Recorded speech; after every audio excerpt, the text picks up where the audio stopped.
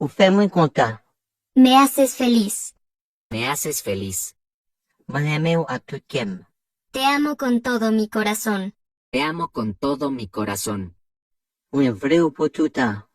Te quiero a ti para siempre. Te quiero a ti para siempre.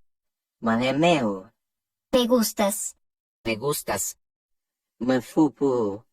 Estoy loco para ti. Estoy loco para ti. M'en sentiment pour.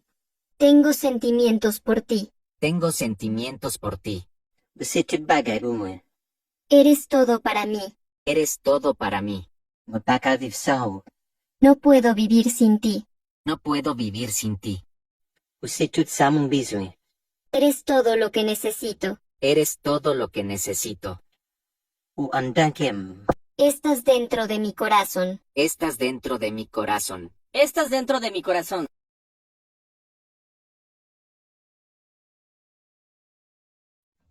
Sac pensée. ¿Qué pasa? Sac pensée. ¿Qué pasa? Est-ce que vous fâchez? Estás enojado. Est-ce que vous fâchez? Estás enojado. Pas parler. No hables. Pas parler. No hables. M'en dormi. Tengo sueño. M'en dormi. Tengo sueño. Pardonnez-moi. Perdóname. Pardonnez-moi.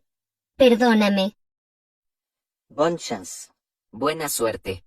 Bonne chance. Buena suerte. Ça bon? Eso es genial. Ça bon? Eso es genial. Moi d'accord. Estoy de acuerdo. Moi d'accord. Estoy de acuerdo. Moi pas d'accord. No estoy de acuerdo. Moi pas d'accord. No estoy de acuerdo. Ça va. No es nada. Ça va. No es nada. Au fait, moi, Me das vergüenza. Me das vergüenza. personne va doit connaître. Nadie tiene que saber. Nadie tiene que saber. Moi, c'est un gars qui avait dit.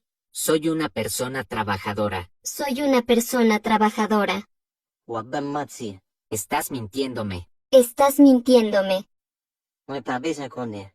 No necesito saberlo. No necesito saberlo. Ma parlé avec Konya.